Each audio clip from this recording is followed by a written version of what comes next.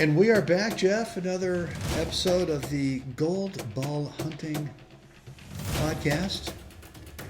You can catch us on video over at this place called YouTube. Sounds fascinating. Yeah, it's kind of cool. It's kind of a cool little deal over there. Is it new? Well, no, it's not. And the numbers over at YouTube are just insane.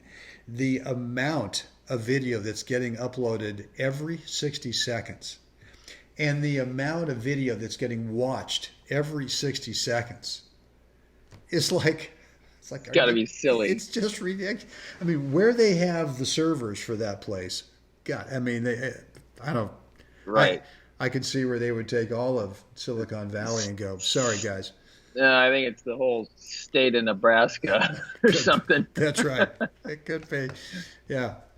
Well, listen, guys, so thanks for hanging out with us again today. And if you're brand new to goldballhunting.com, I'm Brent Abel. That is Jeff Jacklich over there.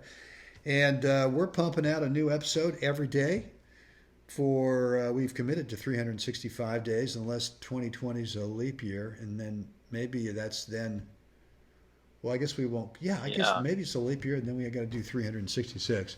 Anyway, YouTube, as I mentioned, and also we got the audio version of each episode over on iTunes and also Stitcher, depending on your audio listening preference. Jeff, I want to talk about something today that I don't think we really practice enough. And look, we have a lot of viewers that are in that small percentile who are just grinding the practice, right? They are out there and they're actually putting in the work. And we had a little episode a couple of days ago where I was a little ticked off that anyone who says, hey, man, I got a little golden nugget tip for you. And it's kind of like, hey, this is better. This little tip is better than all those other idiots out there that are practicing their game on the court, off the court. They're in the gym. They're working the nutrition. They're in the kitchen doing everything right. But this little tip is better than that. You know what? Shut up. That's not. Just stop it. It's insulting. How did I Tell me what that? You really think. I guess Tell I me what haven't. you really I guess I think. haven't gotten that out of my craw yet. You haven't gotten over that yet. But for those of you who are actually putting in the time, to practice, is you guys are putting the time to practice. Let's make sure that you're doing more than just grooving stroke technique or grooving patterns, shot patterns, and that would mean, if you want to do some great drills, is put yourself into those situations, those match play situations, such as you're serving it out, such as you are serving it, ad in, such as it's set point, such as it's match point. I mean, there's so many of those situations that feel different than, 1-all in the first, 15-all. Just doesn't have the same ring to it as set point. Right. So, there's distance. There's distance between you and the end of the match. So it's not as, let's say, as urgent to focus up, to pay attention, to actually make a mental note that he seems to like X, Y, or Z pattern, or whatever it might be, because there's no urgency to it, in that. Right. So you're saying it's set point. And one of the reasons we get maybe a little tight is because we're trying to go back. Oh my God, now's the time for me to remember where I've been serving to the ad court. It's 6-5, 40, 30. Where have I been serving most of the time in the ad court? Where has this guy been hacking up the ball? Yeah. Right. But the thought is maybe I should unleash the nuke. Right. Because push the button down. I haven't actually made one of those since 1985. Right. But today I think is the day. Okay. So what you're saying then is it might be a smart thing to carve out a little practice time to drill those situations and make it meaningful, right? So say, look, I'm gonna imagine it's set point, and I'm serving. I'm gonna imagine it's 6-5, 40, 30, and let's put some consequences on it. right? Right. If you win the point, I don't know, but if you lose the point, now all of a sudden you got to play another point where you're down set point or something like this, where it's now add out. Right. I don't know. Maybe you've got some suggestions. I guess where I'm trying to go with this is I think we mostly practice stroke technique. We Right. mostly practice maybe a couple of 2 or 3 ball patterns, but I don't think that we create that positive stress situations Right. where Yeah, because you can't. You've got to create that opportunity to be at serving at 4-5, love 30.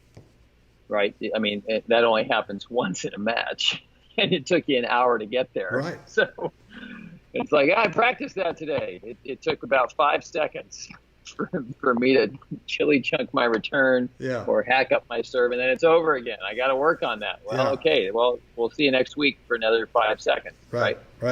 So, you've got to build in some constraints or some variables that allow you to have those moments more often. So one of the ways I really like having my students do is that whoever gets the 40 first, 40 love, 40 15, 40 30, if they lose the next point, they go back to love. And everybody keeps the other player keeps his score. So if I'm serving at 40-15 and I lose that point, it's now love 15, and I'm serving in the ad court. Right. And I serve in the ad court and play the rest of the game. I've had some coaching sessions where a game might last 20 minutes and have both teams, 2-3 times in a row, they battle back to 40 and then they chunk it again. And then they make it, but they're realizing that, why am I changing the dynamic of the point when I got back to 40 by just, hitting a good first serve? I came in, I made a good deep first volley, and we got to 40 again really quickly. Yeah. And then all of a sudden, I got my first serve in and came in and tried to feather the little angled volley and it's like, what are we doing here? Yeah. Right? Yeah. But it exposes those things then, and everybody becomes very aware then of the feeling that, okay, this is what I have to deal with. Right. Because in a match, it's so brief that you don't even remember how it felt. Yeah. But when you use that type of constraint, another one is just the minute you get to 40 in your service game, you only get one serve the rest of the game. I mean, good. Deal with it. Yeah. So, that way again, every game you're hitting these stress moments and recreating it for 10 games in a row. If you play a set and it goes to 6-4, you just played 10 games in a row where you hit that stress point every time. Yeah. I love it. And that's great. I mean, I think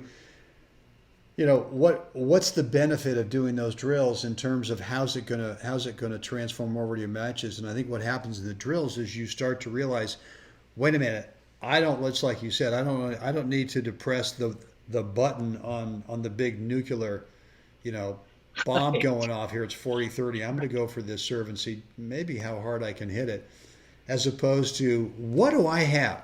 What do I have in my toolbox that I'm confident to play at this moment against this opponent? And really what it does is it should eventually, with these drills, give you some clarity about what you're about to do. And that, I think that, once you practice those situations enough, then when you get into that situation in a real match, whether it's a tournament, a league match, or, the Wednesday night brew crew, where, it does count, now all of a sudden you've got a real tangible reference as to what you're going to do in this situation. Right. Clears the clarity of thought. You have your emotions and stress levels checked at the door. You understand the feeling that's erupting or it's coming back, and you go, wait a second, no, I know what to do here. Right. So let's just back off a second. Let's go back to journeyman ball, do the work, and let the chips fall where they may, and understand that, listen, it's at 40-15, who's got the pressure? Yeah. You don't need to do sleight of hand to get out of the game now. Just do the work, do the boring work, and I will tell you this: as much as we, because that's what I call it sometimes. I go, you got to do the boring work.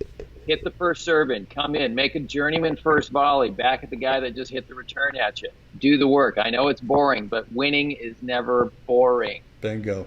Good. Well, guys, listen, thanks for hanging out with us again today. Hope you got something from this episode of the Gold Ball Hunting Podcast. I don't believe I mentioned it at the beginning, but we got a couple of cool things that we want to give you. If you haven't already signed up for our email list, what we've got, number one, is a private video that Jeff and I recorded months ago about how to help you reduce your skill level range, that thing where one day you play great and the next day, not so good. Yeah, not so much. So we want to help you get that skill level range tightened up in there to where the bottom is pretty close to your top. Right.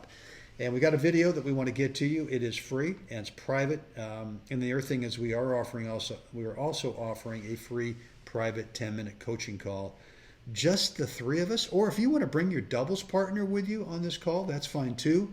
We'd love to help you out with that. And it's a three-way call, doubles partner, four-way call, I guess.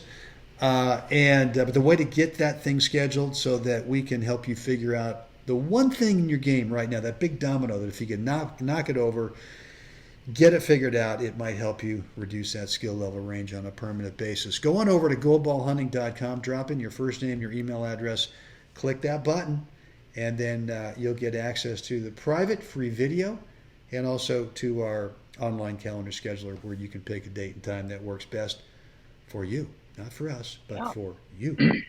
Yeah. JJ, what would we like the fine folks to do at this time? Like us, share us, please subscribe. Let us know what you think down below. Man, I could not have said that. It's just amazing the way you deliver that. It's like you've drilled that thing, I mean, because you've drilled it. You've put in the time. Yeah, I've put in the time. Done the reps. Get out there today. Help someone else have a great day. We'll do this again tomorrow, Jeff. Can't wait. All right, okay.